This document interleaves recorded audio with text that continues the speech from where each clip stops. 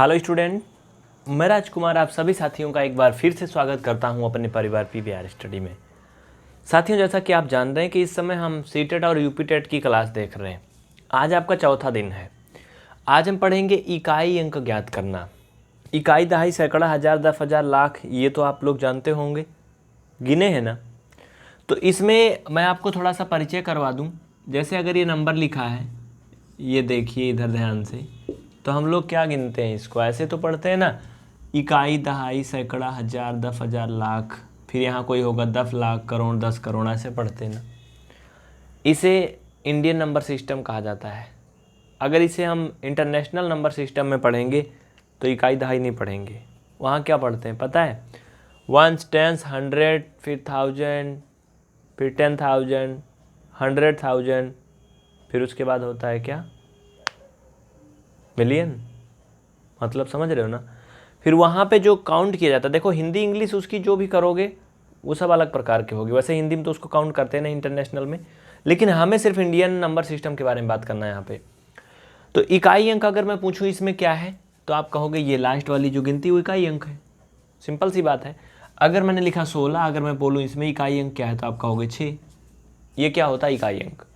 लेकिन कभी कभी नंबर बड़े उलझे हुए दिए होते हैं, उनमें देख के पता ही नहीं चलता है कि ये 6 है, 5 है, 8 है, कैसे, मतलब क्या रहेगा।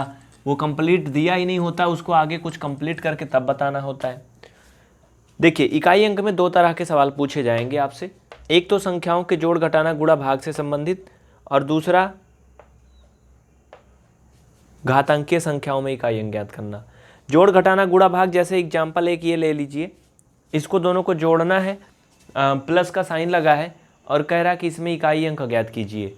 तो भैया सिंपल सी बात है, इकाई अंक ज्ञात करने के लिए अगर जोड़ना है तो हम दोनों संख्याओं का सिर्फ इकाई अंक को ही जोड़ते हैं बस। बाकी हमें पूरी संख्या जोड़ने से कोई मतलब नहीं है। तो 2 में 1 जोड़ोगे तो 3 होगा, इसका इकाई अंक क्या हो गया, 3 हो गया। क्या हो गया, 3 हो गया। यहाँ पर एक सवाल और भी बन सकता है, आप उसे ध्यान से देखिए, मैं आपको बता रहा हूँ। एक सवाल और क्या बन सकता है, जैसे सोचिए अगर इसमें थोड़ा सा अंतर हो जाए और मैं ये मिटा देता हूँ, ये लो, ये मैंने मिटा दिया, इसमें से मैं इसको 2 को भी मिटा दूँ। अगर अब इसमें से आपसे इकाई अंक पूछा जाएगा तो क्या होगा, आपको पता है भैया हो, आप ले लोगे लास्ट का इसमें का दोनों जोड़ोगे तो 8 8 16।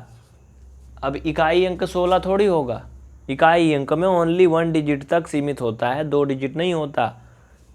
इसमें इकाई दहाई दोनों है, तो इसका इकाई अंक 6 होगा। समझ गए ना। यानी जब हम इकाई अंक को जोड़ेंगे, अगर वो 2 गिनती में आ रहा है, मतलब 2 अंक में आ रहा है इकाई दहाई, तो फिर उसमें से आप लास्ट वाला डिजिट लोगे।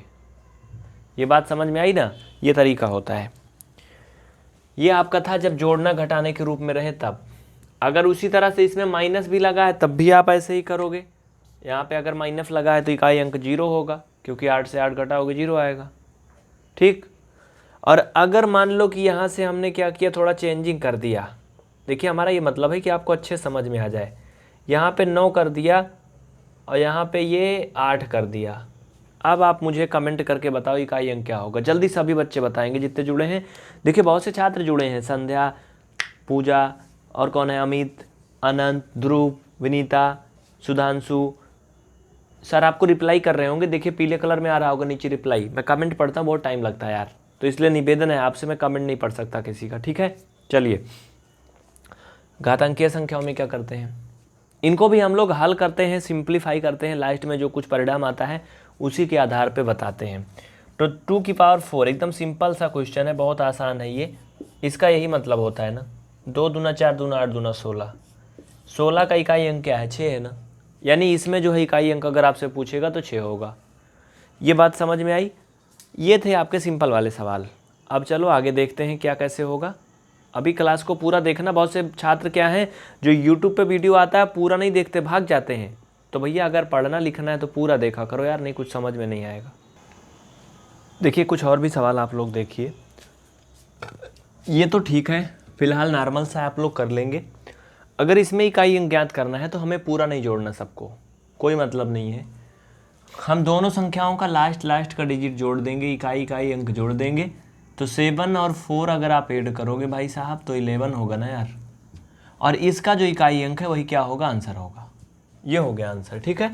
अगर आप इस क्लास को व्हाट्सएप पे मतलब लिंक वगैरह पाना चाहते हैं, डेमो देख रहे हैं अगर, तो फिर संपर्क करें, ठीक है।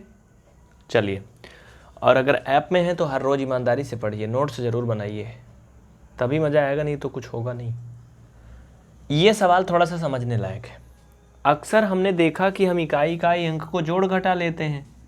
आप सबने कहा हाँ ठीक है, लेकिन अगर इसमें हम 8 से 9 घटाएंगे तो ये आएगा -1, तो क्या इसका इकाई अंक -1 थोड़ी होगा भाई? इकाई अंक कभी भी माइनस में नहीं होगा, होगा नहीं ना। तो फिर होगा क्या, जरा आप सोचिए। अगर इसको हम घटाते नीचे ऊपर लिख के, तो पहले देखो ये घटेगा कि नहीं। भाई ये 5848 है, मतलब 5848 है, ये 4629 है, तो सिंपल सी बात है, ये बड़ा है वो छोटा है, घटेगा। तो अगर हम इसको ऐसे घटाते, ऐसे ये ऐसे, तो हमें पता है इसमें से एक उधार जाता तो ये 18 बनता ना, 18 से 9 जाता तो 9, यानी इकाई अंक हमारा क्या आएगा, 9 आएगा। यानी इसमें जो है इकाई अंक क्या है, 9 है, 9। ये राइट आंसर है। बात समझ में आई ना। फिर इधर क्या आएगा, इससे कोई मतलब नहीं है। ये आप बिल्कुल सिंपल से सवाल मैं आपको बता रहा हूँ, जिससे आपको सब कुछ क्लियर हो जाए और कोई डाउट नहीं होगा। देखिए नीचे सर आपको सब कमेंट कर रहे हैं नीले कलर में, मैं देख पा रहा हूँ। अगर कोई दिक्कत होती तो हमसे पूछ लेते हैं, ठीक है। आप कमेंट करिए, अगर आपको कोई भी डाउट लग रहा है तो निसंकोच आप कमेंट करिए। और जो बच्चे ऐप में देख रहे हैं वो अपना डाउट व्हाट्सएप पे सेंड करें, उनके लिए तो अलग से सुविधा दी गई है। अगर आपसे इस संख्या में इकाई अंक पूछा जाए तो आप क्या करेंगे? देखिए सिंपल सा है, इसमें मैं आपको तरीका बता दूं। आप इसे 2-2 का जोड़ा बना लेंगे, चाहे जितना बड़ा दिया रहेगा, ठीक है। थोड़ा आसान हो जाएगा। आप इन दोनों का गुणा करो, इन दोनों का करो, ठीक है। तो ये 12 एकम 12 का 2 हासिल 1, 12 एकम 12 1 13, 132 होता है। इसका हम गुणा करेंगे तो 25 3 75 होता है। फिर जो आएगा उसमें कुछ निर्णय नहीं लेंगे आप, फिर उसमें आप चुपचाप लास्ट डिजिट का गुणा करेंगे। फिर से ये 2 और 5 का गुणा करिए, मतलब फिर से इकाई अंक का गुणा करेंगे तो 10 आएगा। अब 10 का इकाई अंक 0 है, इसलिए इसका आंसर क्या होगा, 0 आएगा। हमें सिर्फ इकाई अंक ज्ञात करना था। क्या ज्ञात करना था? इकाई अंक ज्ञात करना है। इसके अलावा इसमें और भी बहुत तरह से किए जाते हैं, आप वैसे समझ रहे होंगे। नहीं समझ में आया तो बताइए। इतना हो गया ना, इस तरह का आप कर लेंगे। बहुत सिंपल सा है, बस सिर्फ आपको समझ जाना है। बस इस तरह के क्वेश्चन आपके एग्जाम में आ सकते हैं, बिल्कुल। चलिए अब हम अगले सवाल की तरफ आगे बढ़ते हैं। आप अगर YouTube पे देख रहे हैं तो स्क्रीनशॉट ले लें और चैनल को ज़रूर सब्सक्राइब करें और वीडियो लाइक ज़रूर करें। ये बिल्कुल नया तरह का सवाल है, ध्यान दीजिए। कह रहा है कि इसको हल करके आप इसमें इकाई अंक ज्ञात कीजिए, ठीक है। अब ध्यान दीजिए, सबसे पहले हम बात करते हैं शेषफल कितना बचेगा। पहले हम शेषफल निकालना सीखेंगे, ठीक है। आप इसे शेषफल परमीय समझ लीजिए। इस तरह के सवाल में अगर हमें शेषफल निकालना है, ऐसे आपके परीक्षा में मिल सकता है। ये 13 है, इसकी पावर 171 है और +5 है। कह रहा है को 12 से भाग करने पर शेषफल कितना बचेगा। अगर हम 13 को 171 बार गुणा करें, 171 बार गुणा करने का मतलब जान रहे हो, 13 गुणा 13 गुणा 13 गुणा 13 गुणा 13, इसे 171 बार करें तो हम बुढ़ा जाएंगे, ख़त्म नहीं होगा। 171 बहुत बड़ा हो जाएगा, फिर लाखों में हो जाएगा ना भाई। अरे 13 13 में 169 तो 2 बार में हो जाता है, और अगर इसको 171 बार करोगे बहुत बड़ा हो जाएगा, फिर दिमाग नहीं काम करेगा। तो हम ये तरीका नहीं करेंगे। हम क्या करेंगे, हम द्विपद परमीय लगाएंगे, बायनोमियल थ्योरम लगाएंगे और इसके माध्यम से हल करेंगे। अब द्विपद परमीय क्या है, इसका शार्ट में मैंने फार्मूला आपके सामने लिख दिया, आपको इसे याद कर लेना है। याद करना बहुत आसान है, देखो मैं तरीका बता रहा हूँ, देखने में नहीं समझ में आएगा, ये बड़ा कठिन लग रहा होगा। a + x की पावर n है ना, ये जैसे आप पढ़े हो a + b का होल स्क्वायर वाला, सेम उसी तरह से है, लेकिन थोड़ा सा अलग है। अब देखिए इसको हम याद कैसे करेंगे, ध्यान दीजिए। हमें ये याद कर लेना है कि n होगा c होगा, यानी पहले क्या है, घात पे आगे n होगा, फिर c होगा, नीचे 0 होगा, फिर a होगा और a का पावर क्या होगा, n होगा, ठीक है। ये पहले में होगा, याद रखना। पहले में x नहीं होगा, इसके बाद क्या होगा, आप ध्यान देना आगे। इसमें x की पावर 0 होगा, एक प्रकार से ऐसा समझ लो। तो अगर किसी भी चर की पावर जो 0 होती है उसका मान 1 होता है तो वो ख़त्म हो जाता है। तो इसमें x की पावर क्या है, 0 है, चाहे लिखो x की पावर 0 है ना लिखो। प्लस दूसरे में क्या करोगे, यहाँ पे तो n था, यहाँ पे n हमेशा रहेगा ऊपर c में। फिर आगे देखो अभी क्या होगा, जो यहाँ पे c के नीचे 0 था ना, अगले पद में 1 हो जाएगा, फिर अगले में 2 हो जाएगा, अगले में 3 हो जाएगा, ऐसे नीचे बढ़ता जाएगा। ये 0 से लेके बढ़ता जाएगा n तक। और जो a की पावर n थी वो अगले से ही घटना शुरू हो जाएगी। ये देखो n-1, और यहाँ से जो x की पावर 0 मैंने आपको बताया था वो बढ़ेगी। यहाँ 0 थी तो यहाँ 1 हो गई, फिर अगले में x की पावर 2 हो गई, और ये n-3 2 हो गया ना। फिर अगले में क्या होगा पता है, ये नहीं रहेगा, ये c रहेगा, ये 2 की जगह 3 हो जाएगा, और ये a की पावर n-2 है ना भैया, तो ये n-3 हो जाएगा। इसका मतलब ये बढ़ नहीं रहा, घट रहा है। n-2 था, अगले में 3 हो गया। और ये जो x का स्क्वायर था ना, ये हमारा x3 हो जाएगा। फिर अगर हम और आगे बढ़ेंगे तो ये n ऐसे ही रहेगा c, और ये नीचे 4 हो जाएगा, और a का पावर क्या होगा पता है आपको, n माइनस, यहाँ पे देखो बच्चा 3 है ना, यहाँ पे 2 था, यहाँ पे 1 था, आगे और एक बढ़ जाएगा, बढ़ नहीं मतलब इसमें से घट जाएगा, तो n का पावर 4 हो जाएगा। और x का पावर क्या होगा, x का पावर देखो यहाँ 2 है, यहाँ 3 है, फिर अगला क्या होगा 4 हो जाएगा। ऐसे ये बढ़ता जाएगा। आपको पता है कि अगर ये बढ़ता जाएगा तो ये n तो है, ये तो बढ़ नहीं रहा है, ये बढ़ते बढ़ते n हो जाएगा भाई, n मतलब अनंत तक। हाँ, और जो n-1, n-2, 3, 4 ये देखो कम हो रहा है, धीरे धीरे लास्ट में ख़त्म हो जाएगा। एक ऐसी स्थिति आएगी जब n-n हो जाएगा, और n-n मतलब a का पावर 0 हो जाएगा। और आप जानते हो किसी भी जो चर पद है उसकी पावर 0 होती है, उसका मान 1 होता है, चाहे ये हो चाहे x की पावर 0 हो, ये मान 1 होता है। तो मतलब a जो है आगे चल के ख़त्म हो जाएगा, लेकिन ये x की पावर बढ़ती जाएगी, n हो जाएगी। फाइनल में अगर साइड में दिख रहा है तो मैं लिख देता हूँ, आप देख लीजिए ध्यान से, दिख रहा ना इधर साइड में, लास्ट में देखो मैं बता देता हूँ क्या होगा, ध्यान दीजिए।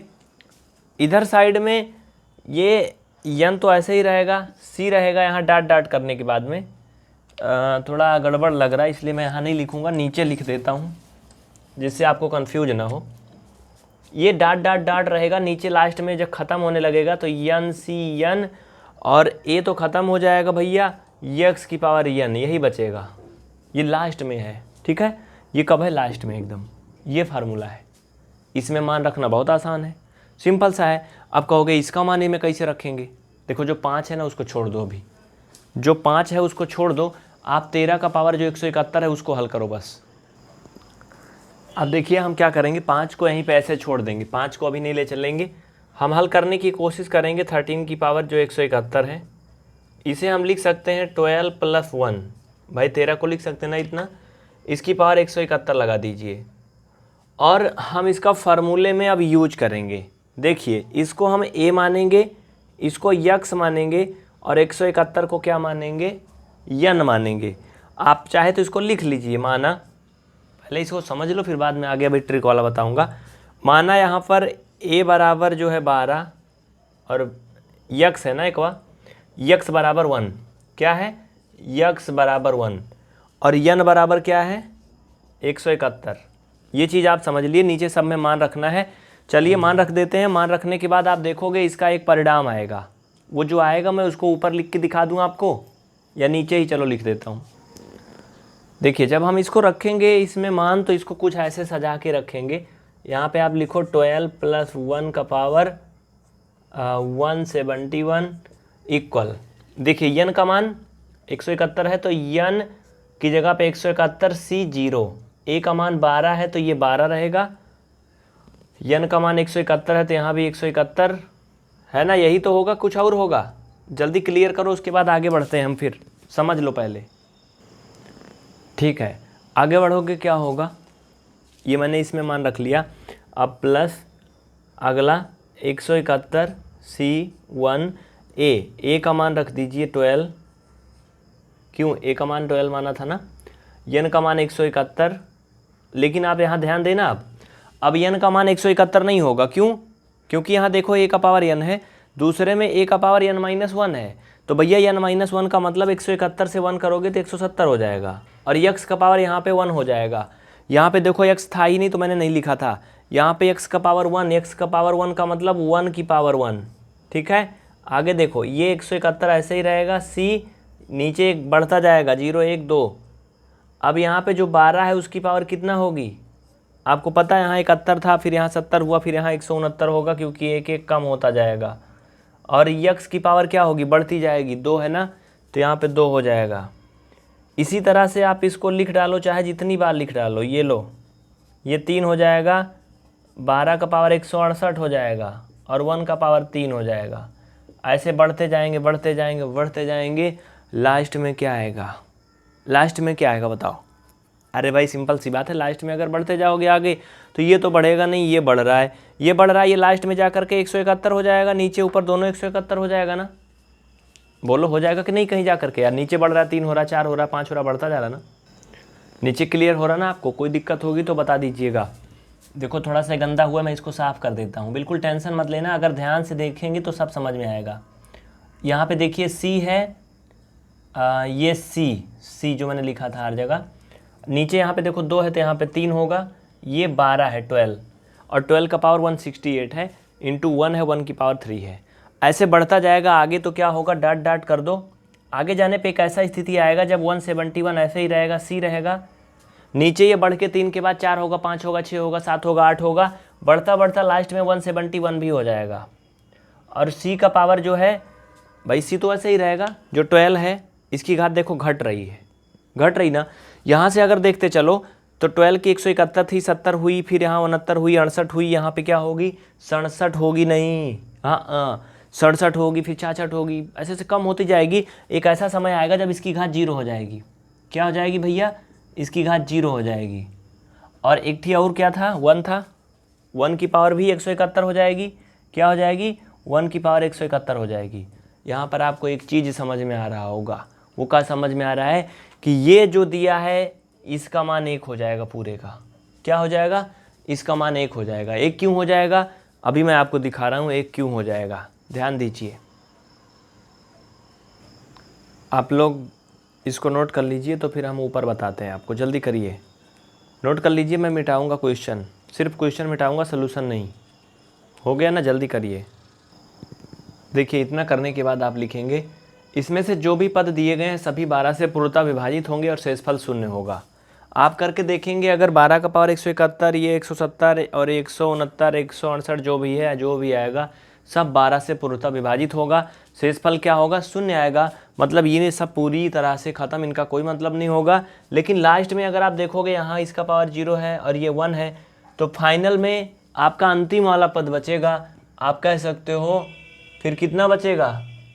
अंतिम शेष पद लिखो, अंतिम शेष पद बराबर आप लिख सकते हो 1 का पावर 171। ठीक है, ये 171, लेकिन ये किसके बराबर है पहले ये बताओ। अभी अभी हमने ये चीज़ तोड़ा था ना, 13 का पावर 171 तोड़ के आगे ले चले थे ना। आप नीचे लिख सकते हो इसको, भाई ये आया कहाँ से? ये कहाँ से आया? इसी में से आया ना, पूरे सूत्र से। स्टार्टिंग में 12 धन 1 का पावर 171 था ना, लास्ट में वो आ रहा है। हम लिख सकते हैं कि 13 का पावर 171 इक्वल 1 का पावर 171। नहीं समझ में आएगा वीडियो को दोबारा देखिए, 3 बार देखिए, समझ में आ जाएगा। और फिर भी नहीं आता ना, वैसे ये बहुत आसान नहीं, शेषफल परमीय, थोड़ा दिमाग एक्स्ट्रा लगाना पड़ेगा इसमें। इतना हो जाने के बाद क्या करोगे आपको पता है? इतना हो जाने के बाद आप आगे लिखो जल्दी से, चलो इतना नोट करो।